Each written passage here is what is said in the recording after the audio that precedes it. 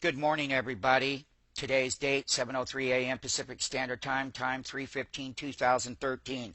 When I talked about the 1550 420 expiration, 1550 puts, they're 1750 by 1860. They were wholesale. These people are buying bigger than big again. And what we have going on a Friday morning is you got the Dow down 68 handles. It's only down 54, but we haven't had a calendar year Friday year to date yet that where we've had a Friday morning sell gap down, because we haven't. And every single Friday of the calendar year, we have ended up positive. There is a change. When corrections are going to happen, before they happen, you start to see where the Friday scenario changes to confirm it. We had 10 straight up days into the best overbought levels than we've seen in a long time. And we've got the big money coming in here, and we're buying the 1550 puts that expire a month from now for the S&P to pull back in its overbought bull mode. And once again, we will be buying some of the protection using the VIX calls, because they're very, very, very cheap to hedge our big portfolios with. So when the insurance is cheap, that's when we start buying. And that's what we do in our risk management training scenarios with the money management skills with the dollar capital risk. Dollar cost capital risk is that correction that Mario said is coming, and we're going to buy VIX calls up and out of money to hedge portfolios, because we are. And we're buying S&P a whole month out for this. Nothing will go straight down, but we do have confirmation that you don't start the bull rally Fridays out down 61 handles with an immediate sell program on that opening bell. And we had 10 straight days up in a row. And right now it's 7:05 a.m. Pacific Standard Time, and I'm letting people see that there's been 11,000 of these contracts traded. Yes, we have our little small people buying a few, these little teeny prints, 3s and 2s and whatnot.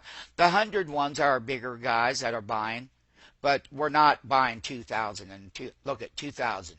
There's 4,000. There's 5,000. There was 9,000 of these put contracts times $17.10. Yes, we buy the littler amounts with our other people. Our little junior guys will get 2 and 3, but our other people, they buy 100, 300. So the thing about it is, that's the highlight here. This is definitely what I must tell everyone. And just to let you know that the S&P 500 has been in a very extreme bull mode. And right here on this daily chart that I'm about to present to all of my MMTs is, number one, you got to see where the Friday changes, but there is that exhaustion move on the opening bell today, and you're getting that wick. That's called a sell wick, MMT, just so everyone knows. And the rest of my other MMTs, you need to get your accounts open. And hold on one second. Once again, folks, what I would like to tell people here is that this is the kind of volume here. Let's go ahead and pull this up so you can see it. This is really big institutional money right here on those purchases, particularly on an opening bell Friday morning. This is the S&P 500 high daily wick. As soon as it got up close there, you can see how it sold down. This has not happened year to date on a calendar Friday. On a calendar Friday, you do not have where the S&P goes down in value on the opening bell, and they always close up in value. And we have come down, but we can still run up off of these bottoms. What I'm trying to tell everyone is where the behavior patterns start to change before a good size pullback will happen in the broader markets going forward for calendar month of March. Today is 3:15 on a Friday, monthly options expiration. And at 7:11 a.m. Pacific Standard Time, here is the update. These are the changes we're looking for in MMTs.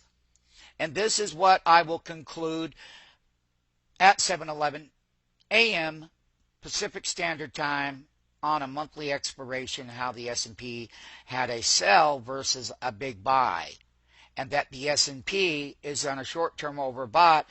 And again, once again, we will be going through lots of trades. This is what it looks like, opening down on a Friday.